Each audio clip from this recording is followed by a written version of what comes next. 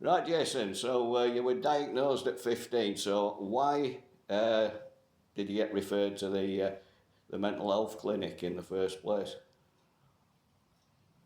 Do you know Do you want why? me to read this out? Yeah, well, you can Sorry. do. Yeah, we did. Was there a reason why your father actually referred you to the clinic? Um, I think it all started off from a visit to the doctors, really. Right. And the doctor referred you. Yeah, and Oh, here is my story. okay. So initially, then you're 15 years old, and you're in a clinic with adults. So you're a child that's just been thrown in with a load of adults for assessment.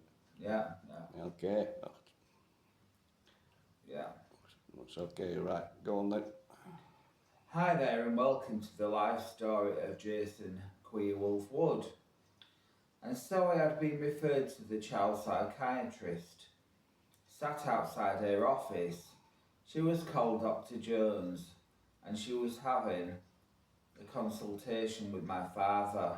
He looked at her and said, "So what exactly is wrong with my son?"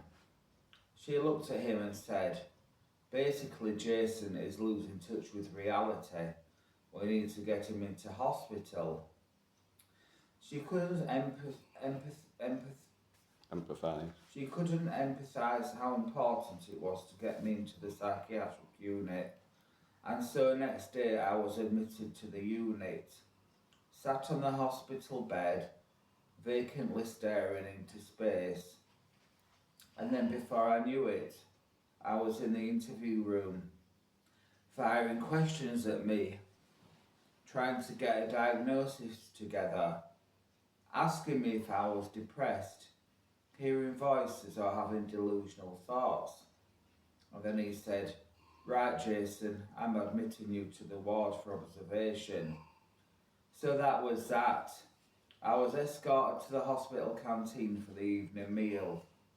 The psychiatric nurse said I had to take a plate and go to the counter. I was served a plate salad, so I sat down. "The food's quite nice," I said. The nurse was called Belinda. She said the food was crap. A young blonde woman called Simone came and sat with me. She looked to be in her mid-30s, and she introduced herself. "Hi, I'm Simone." She gazed at me quite vacantly. I introduced myself. "I've been in here for nearly 5 months. I've been sectioned twice. They reckon I'm mad, but I know different. I'm a descendant of Sigmund Freud. The staff are all against me. You see, they're hatching a plan to bump me off." "So what's wrong with you then?" she said. "I don't know," I said. "You know what your problem," she said. "It's obvious. You're gay." "I've got loads of gay friends." I said, "No, I'm not like that." But Simone wasn't convinced. She laughed out and said, "I get paid for being mad." I was an hairdresser until they threw a section on me. I'm manic depressive with generalised anxiety disorder. I glanced across the room. A psychiatric nurse appeared, called Jean. It was like she didn't know how to smile. "You've been referred to occupational therapy," she said, in a Scottish voice. And so she took me down. A friendly face greeted me. "Hi, I'm Sabrina," said a 40-something older lady. Right, yes. Right, just a few questions then, and we'll do this episode next. So, first of all, why did you ever find out why they put a child in an adult's institution? Have you ever been told? Because that's just Well, I think it was more of a convenience for them really, because it probably saved money.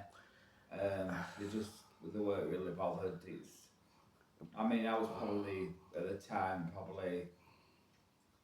I can remember there might have been like one or two more kids about the same age as me, but so. But no child should have been put in any adult institution at all. Because some of the stuff that you've been told in there, you've probably not heard comments or lewd comments and all the other stuff that was said. I mean, the fact that somebody's just said that you're gay when you didn't know at that time, did you? And do you think she would just try to get under your skin and she called everybody gay just to get under the skin? Somehow. Maybe, yeah. But yeah, it looks to me like the system let you down. And what were your thoughts of that episode when you first went in? I mean, Belinda wasn't exactly good, was she? No, it's Cruel. Cruel, yeah. And you shouldn't be employing staff like that. So how come the management didn't clamp down? They must have been saying this every day. Yeah, I mean, like I say, I found it quite a bit. It was quite. I don't know. It's comfort that I was actually getting help at last, but on the other hand, I really didn't know what to expect from a psychiatric ward. Very cruel, wasn't it? Really, that. Yeah. Oh yeah. Okay, well, so if you hang on, folks, we'll carry on with the next episode when Jason's got himself back together and had a drink. Thanks.